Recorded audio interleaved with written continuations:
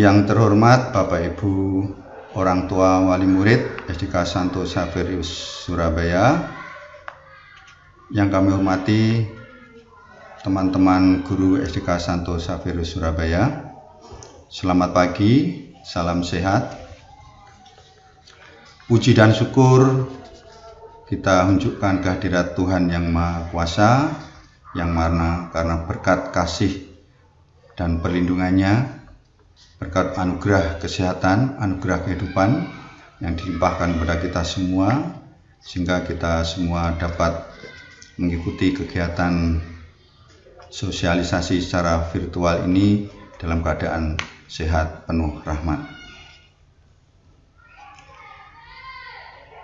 Terima kasih kepada Bapak Ibu orang tua dan wali murid yang telah sudi meluangkan waktu untuk mengikuti kegiatan sosialisasi ini walaupun secara virtual, mengingat kondisi saat ini kita masih dalam darurat COVID-19, yang mana kita harus benar-benar mengikuti protokol kesehatan yang sudah ditetapkan.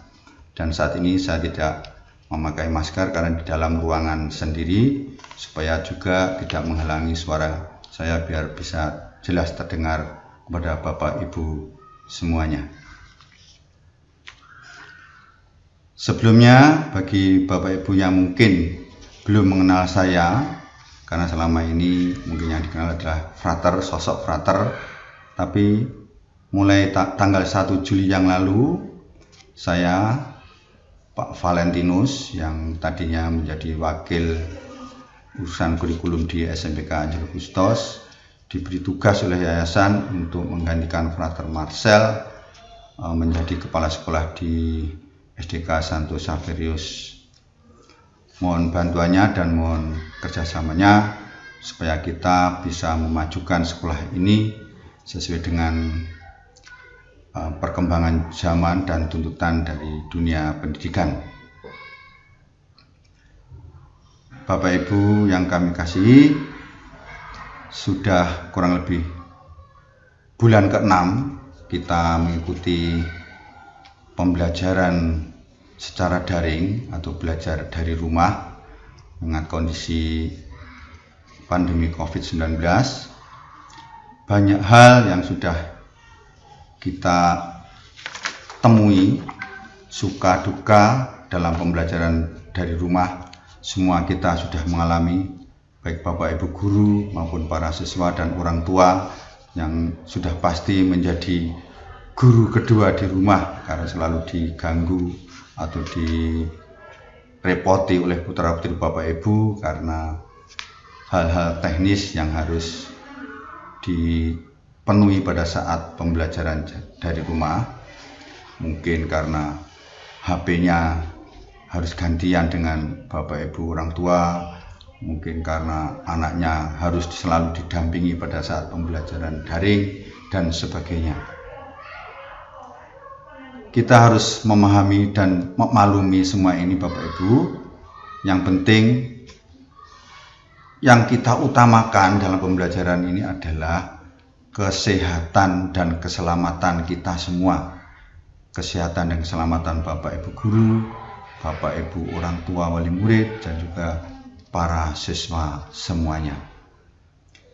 Oleh karena itu, sudah kami sampaikan yang terdahulu bahwa pembelajaran daring ini sudah pasti Bapak Ibu guru tidak bisa memberikan materi secara maksimal, itu sudah pasti.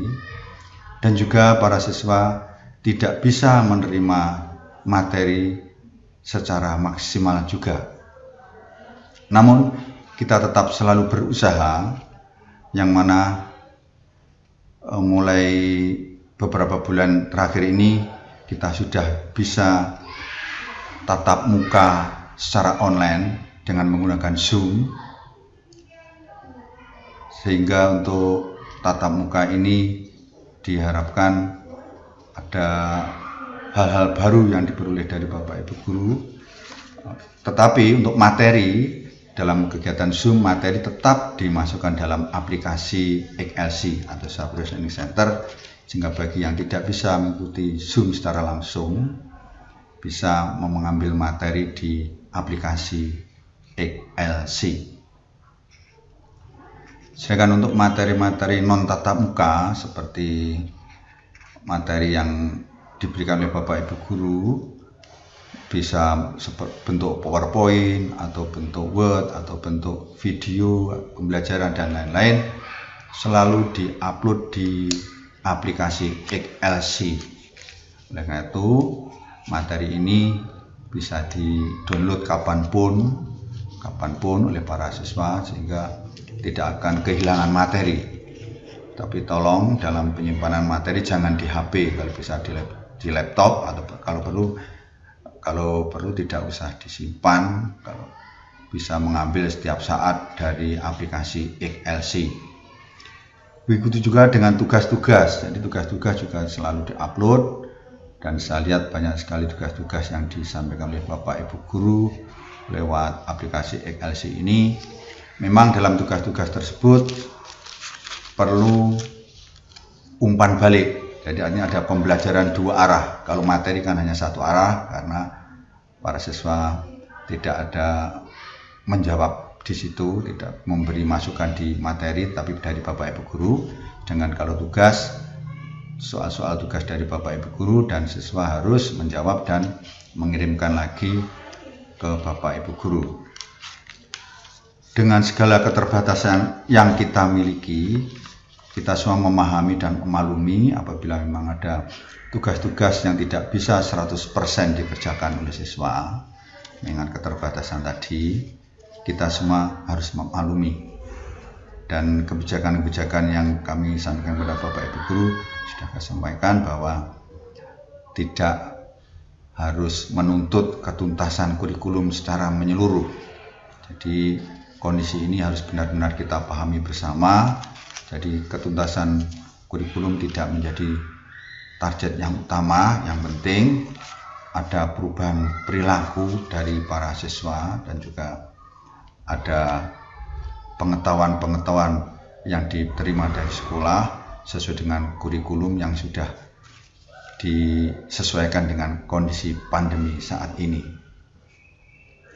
Memang mungkin ada beberapa tugas yang tidak tampil nilainya di para siswa, karena di situ Bapak Ibu Guru bisa ada juga yang memang masih belum memahami betul, sehingga nilainya langsung dimasukkan di dalam daftar nilai yang dipegang oleh Bapak Ibu Guru sendiri.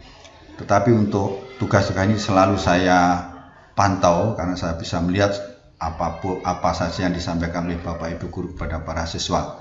Kalau ada hal-hal yang kiranya belum tertangani, langsung saya sampaikan kepada Bapak Ibu Guru sehingga para siswa bisa melihat hasil, atau mungkin kalau memang belum bisa melihat bisa menanyakan kepada Bapak Ibu Gurunya, karena mungkin Bapak Ibu Guru karena belum mampu mengoperasikan bagaimana cara menilai langsung di pekerjaan siswa di XLC. Ada juga yang hanya langsung mengambil nilai dimasukkan dalam daftar nilai, dan juga mungkin ada Bapak Ibu Guru yang membeli nilai dalam bentuk kalimat kompeten dan sebagainya atau tuntas dan sebagainya. Saya kira itu bukan hal yang perlu diperdebatkan, karena jelas nanti dalam penilaian di rapor semuanya sudah termuat, semuanya sudah masuk di sana, karena saya selalu memantau di XLC. Semua Bapak Ibu Guru yang menyampaikan materi maupun tugas akan selalu saya pantau, sehingga kalau ada tugas-tugas yang belum dinilai, saya panggil gurunya dan dilihat di situ, oh ternyata sudah dinilai di daftar nilai. Jadi seperti itu. Memang kita harus menyadari Bapak Ibu, untuk aplikasi pembelajaran ini bagi Edika Santo Sapius adalah hal yang baru. Sedangkan kalau di AC dan Frateran sudah sejak lama sudah saya rintis itu, sehingga sudah memahami, sangat paham. Sedangkan di SD ini kita masih perlu belajar, semuanya belajar, dan perlu penyempurnaan di sana sini, sehingga nantinya menjadi program yang sangat komplit dan lengkap, dan kedepannya kita tinggal menggunakan dan semuanya sudah bisa mengaplikasikan atau bisa menjalankan dengan baik. sehingga pelatihan untuk Bapak Ibu guru juga tetap saya utamakan, dan kami mohon kerjasama dari Bapak Ibu untuk mengingatkan para siswa barangkali ada tugas-tugas yang belum dikirimkan, segera dikirimkan, walaupun mungkin tugas tersebut tidak secara keseluruhan bisa dikerjakan, tidak apa-apa, yang penting mereka mengirimkan tugas-tugas tersebut. Karena di tugas-tugas ini walaupun Bapak Ibu tidak menyimpan tugasnya, nilainya dan sebagainya, tetapi di XLC ini ada tersimpan dengan lengkap. Ada tersimpan dengan lengkap, tidak akan hilang kalau tidak dihapus oleh Bapak Ibu guru. Tapi saya sudah menyampaikan untuk tugas-tugas dan materi jangan sampai ada yang terhapus. Semuanya harus tersimpan rapi sebagai arsip dokumentasi kegiatan Bapak Ibu guru dan siswa. Sehingga kalau siswa lupa nilainya tugas sekian, nanti akan dilihat. Dan dari sekian banyak tugas tersebut, mungkin ada kebijaksanaan khusus dari Bapak Ibu guru, mana-mana yang layak untuk dimasukkan ke dalam penilaian di rapor. Mungkin juga ada yang hanya dipilih beberapa atau mungkin menjadi rata-rata dari semua tugas, tergantung kebijaksanaan dari masing-masing Bapak Ibu guru. Mengingat di masa pandemi kita tidak bisa menuntut ketuntasan secara menyeluruh bagi para siswa. Itu untuk review pembelajaran PDR Bapak Ibu, dan masih mohon maaf dan perlu keterlibatan dari Bapak Ibu orang tua untuk mendampingi para putra putrinya supaya kegiatan belajar dari rumah bisa berjalan dengan baik. Dan kita tahu bahwa saat ini para siswa sedang menjalani penilaian akhir semester. Mohon juga selalu diingatkan supaya mereka mengikuti.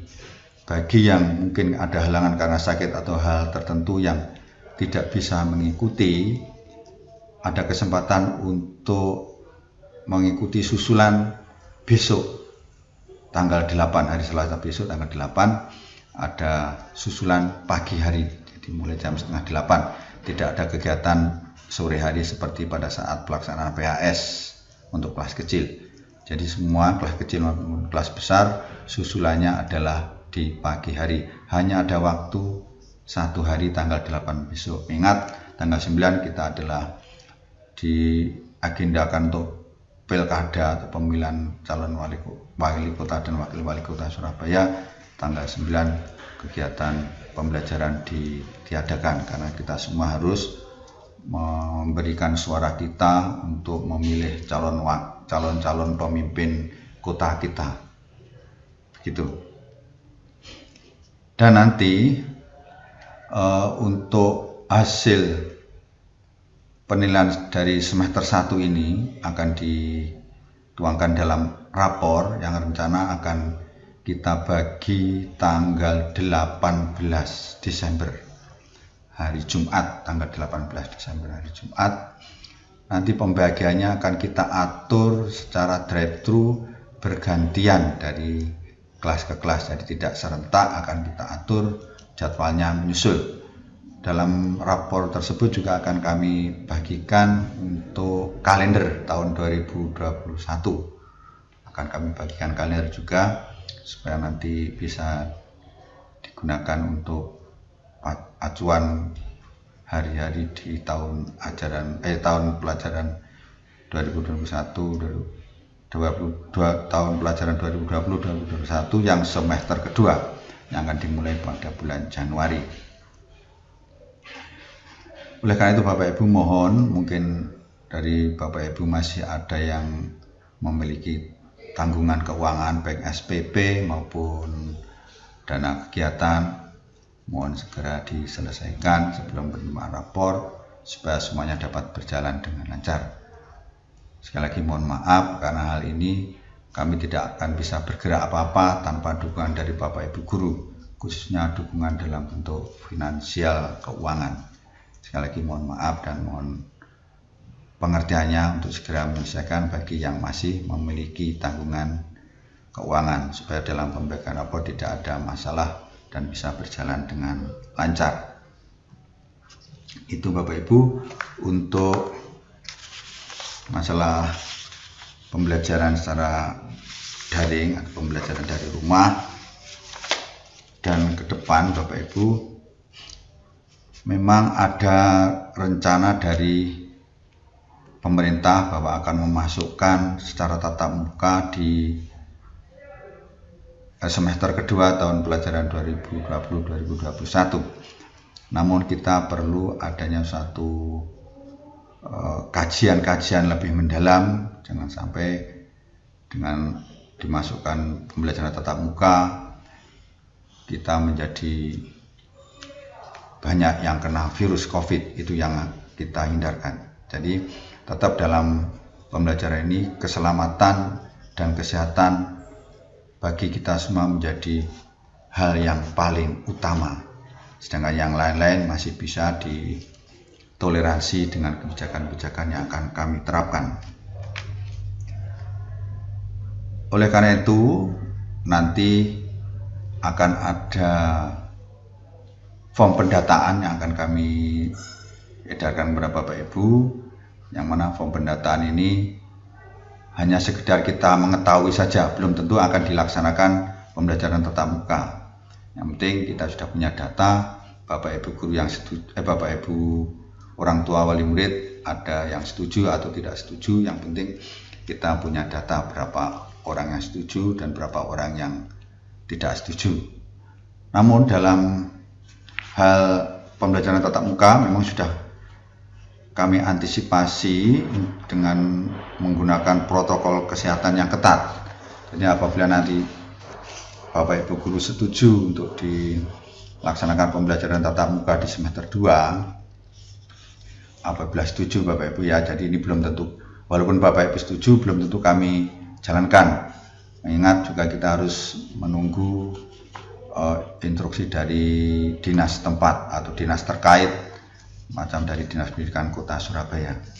Yang jelas gambaran secara garis besarnya, apabila nanti jadi dilaksanakan pembelajaran tatap muka, maka beberapa hal yang harus dipatuhi oleh Bapak Ibu guru dan para siswa juga orang tua. Yang pertama adalah selama berada di lokasi sekolah harus selalu menerapkan protokol kesehatan, yaitu minimal 3M. Memakai masker, mencuci tangan dengan sabun di air yang mengalir, kemudian juga menjaga jarak. Itu yang harus selalu diterapkan. Dan nanti pembelajarannya akan kita laksanakan selama 4 jam pelajaran dan 1 kali istirahat. 4 jam pelajaran masing-masing 25 menit dan 1 kali istirahat selama 20 menit, sehingga apabila kita masukkan mulai jam 7 maka jam 9 sudah bisa pulang. Kalau kita masukkan jam 8 maka jam 10 sudah bisa pulang. Perlu Bapak Ibu ketahui, untuk protokol dari kedatangan sampai kepulangannya adalah sebagai berikut. Siswa datang ke sekolah, penjemput dilarang masuk ke lingkungan sekolah. Jadi pengantar dilarang masuk ke lingkungan sekolah. Jadi anak diturunkan di pintu gerbang, bisa gerbang Jalan Kepanjen atau gerbang di jalan yang agak dalam. Di situ ada pengecekan suhu tubuh yang akan dilakukan oleh petugas yang ada di sana. Apabila suhu tubuhnya di atas 37,5 lah, itu berarti dilarang untuk masuk. Nah, dan Bapak Ibu harus sudah memastikan bahwa para siswa yang diantar ke sekolah harus sudah dalam posisi atau dalam keadaan sehat, tidak ada flu, tidak ada batuk, tidak ada panas, dan suhu badannya normal dan sebagainya. Itu adalah dipastikan dari rumah terlebih dahulu. Setelah ada pengecekan suhu tubuh, para siswa masuk ke lingkungan sekolah. Pertama kali yang dilalui adalah bilik disinfektan. Bilik disinfektan, pada saat masuk di bilik disinfektan nanti tolong mata tertutup, kemudian memutar 1 kali langsung keluar. Di situ kami buat semprot disinfektan yang lembut sehingga tidak terlalu banyak air yang keluar, jadi lembut. Dan disinfektan ini adalah sudah terstandar dan sudah pasti tidak akan terpengaruh terhadap kesehatan para siswa. Justru ini akan membuat virus menjadi mati apabila terkena cairan disinfektan. Setelah itu keluar dari bilik, langsung mencuci tangan menggunakan sabun dengan air yang mengalir yang sudah kami siapkan minimal 20 detik. Jadi minimal 20 detik. Setelah mencuci tangan, Bapak Ibu guru sudah siap di depan kelas masing-masing dan para siswa langsung menuju di kelas, menempati tempat duduk yang sudah diatur oleh Bapak Ibu guru, di mana boleh ditempati dan di mana tidak boleh ditempati sudah diatur. Nanti di kelas itu maksimum kurang lebih 18 siswa maksimum. Untuk kelas kecil saya kira bisa maksimum 14 karena dibagi 2 kurang lebih 14 orang. Dan di situ nanti pembelajarannya masing-masing 25 menit, ada 4 jam pembelajaran dengan 1 kali istirahat selama 20 menit. Perlu diketahui bahwa pada saat istirahat para siswa tidak diperbolehkan keluar kelas, masih tetap di dalam kelas didampingi oleh Bapak Ibu guru. Bapak Ibu guru mendampingi terus di dalam kelas, sehingga pada saat istirahat tersebut diberi kesempatan untuk membuka bekalnya yang dibawa dari rumah. Mungkin ada yang membawa bekal, kalau yang tidak membawa bekal ya untuk relaksasi biasa saja, tidak usah keluar kelas, kecuali kalau ingin ke belakang itu juga harus benar-benar diatur bergantian, ada petugas yang menjaga. Yang penting dihindari adanya kontak fisik antar sesama siswa maupun dengan Bapak Ibu guru. Begitu. Jadi nanti apabila jadi masuk, itu satu kelas itu akan kami bagi menjadi 2 kelompok, yaitu kelompok yang masuk dan kelompok yang belajar dari rumah secara bergantian. Misalkan hari ini nomor 1 sampai dengan nomor 14 masuk, berarti nomor selanjutnya nomor 15 sampai nomor terakhir belajar dari rumah. Dan besoknya gantian, yang nomor 1 sampai dengan 14 belajar dari rumah, yang nomor 15 dan seterusnya gantian belajar di sekolah. Nah, pada saat tatap muka di sekolah diusahakan digunakan secara maksimal untuk pemberian materi dari Bapak Ibu guru, dan juga mungkin ada pembahasan tugas-tugas yang memang sulit untuk dikerjakan oleh siswa yang perlu pembahasan di sekolah. Sedangkan untuk pengerjaan tugas-tugas itu dikerjakan di rumah, yaitu pada saat para siswa belajar dari rumah. Jadi hari ini mendapat materi dari sekolah dan tugas yang harus dikerjakan, besoknya mengerjakan tugas dan materi di rumah. Sedangkan yang kemarin belum masuk sekarang ganti masuk, dan seterusnya seperti itu bergantian. Besoknya setelah mengerjakan tugas-tugas di rumah, masuk mendapatkan materi baru atau mungkin membahas tugas-tugas yang tadi dikerjakan yang mungkin perlu pembahasan lebih lanjut. Seperti itu gambaran pembelajaran di kelas. Yang jelas anak-anak tidak diberi kesempatan untuk meninggalkan kelas sebelum waktunya pulang. Kemudian pada saat nanti pulang, oh ya, disampaikan sekali lagi, untuk di kelas diharapkan atau memang sudah kami atur anak-anak dilarang ya. Anak-anak dilarang untuk meminjam alat atau peralatan apapun dari siswa lain. Jadi semua harus dilengkapi sendiri dari rumah, khususnya alat tulis menulis dan sebagainya.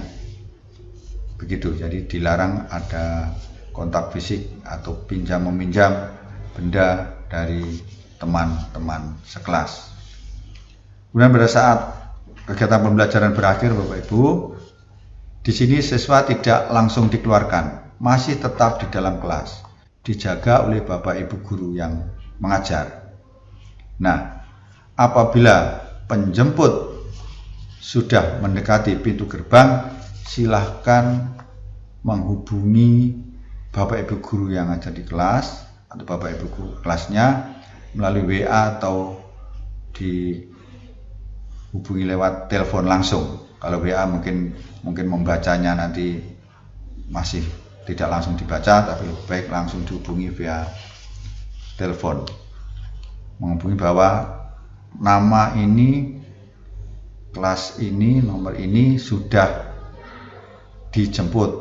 Nah, setelah ada berita seperti itu, maka anak tersebut akan dipersilakan untuk meninggalkan kelas dan menuju ke gerbang Bapak Ibu penjemput. Jadi langsung masuk ke dalam mobil, atau mungkin yang naik motor juga langsung naik motor dan langsung pulang, tidak diperkenankan untuk bermain di tempat yang lain, jadi harus pulang. Begitu.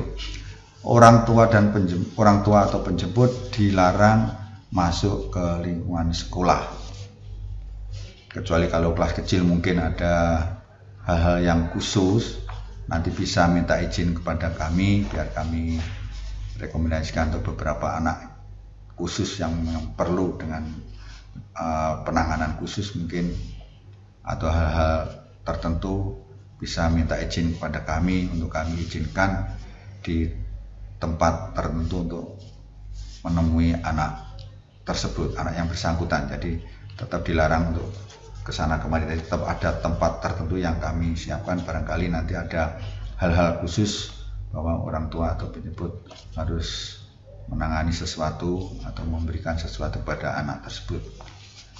Tapi alangkah baiknya hal ini tidak perlu terjadi. Artinya semuanya mengikuti protokol kesehatan yang sudah kami tetapkan. Jadi gambaran secara garis besar untuk nanti apabila jadi masuk pembelajaran tatap muka, kalaupun tidak jadi ya tidak masalah, tapi apabila nanti Dinas Pendidikan setempat mengharuskan untuk pembelajaran tatap muka, kita harus mentaati itu, tetapi dengan persetujuan dari Bapak Ibu orang tua murid. Walaupun pemerintah mengharuskan masuk tatap muka, apabila Bapak Ibu orang tua murid tidak setuju, kami juga tidak bisa memaksa. Oleh karena itu nanti mungkin besok atau lusa akan kami beri surat edaran dan sekaligus untuk pendataan bagi Bapak Ibu orang tua murid yang setuju dan tidak setuju, tolong diberikan alasannya sehingga kami punya data apabila ada dinas terkait yang turun ke lapangan kenapa kok tidak dilaksanakan tatap muka, kami punya data dari Bapak Ibu orang tua dan siswa. Nanti akan kami beritahukan untuk mengisi pendataan dari Google Form dan juga dari surat edaran dari sekolah. Begitu Bapak Ibu untuk gambaran apabila ke depan jadi masuk tatap muka. Kemudian Bapak Ibu yang berikutnya akan kami sampaikan masalah AKM. AKM itu adalah singkatan dari Asesmen Kompetensi Minimal. Nah, AKM ini adalah salah satu bentuk dari Merdeka Belajar. Merdeka Belajar ini salah satunya kan menghilangkan ujian nasional atau ujian sekolah berstandar nasional juga kita dihilangkan dan diganti dengan AKM, Asesmen Kompetensi Minimal. Itu. Nah, untuk AKM ini akan dikenakan pada siswa kelas 5. Dan rencana AKM tahun depan akan dilaksanakan pada bulan Agustus tahun 2021. Oleh karena itu, sekarang siswa masih duduk di kelas 4 yang tahun ini. Hingga tahun ke depan pada kurang lebih bulan Agustus, itu rencana kalau jadi bulan Agustus itu akan ada AKM untuk kelas 5. Nah, tujuan dari AKM ini adalah untuk mendapatkan gambaran atau pemetaan sekolah-sekolah. Sekolah-sekolah ini perlu ada pembinaan, perbaikan apa saja nanti akan diperoleh dari hasil AKM tersebut. Nah, AKM ini tidak ada materi khusus yang harus dipelajari seperti ujian nasional yang lalu ada matematika, bahasa Indonesia, IPA begitu. Yang ini tidak. Jadi AKM itu adalah mengukur kompetensi siswa dalam hal yang pertama dalam hal literasi, yang kedua dalam hal numerasi. Nah, literasi di sini artinya bagaimana para siswa bisa menangkap pesan atau isi dari bacaan yang ada di soal misalkan. Jadi tidak ada materi khusus yang harus menghafalkan, misalkan kalau IPS misalkan bagaimana terjadinya perang, kapan terjadinya proklamasi misalkan. Tidak ada hal-hal yang seperti itu. Jadi ini adalah murni untuk pemahaman literasi. Bagaimana anak-anak bisa memahami maksud yang terkandung dalam isi bacaan tersebut.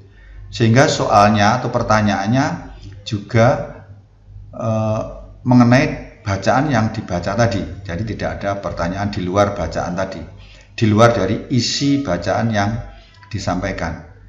Jadi bagaimana anak-anak bisa menangkap pesan atau isi dari bacaan yang dimaksud soal tersebut.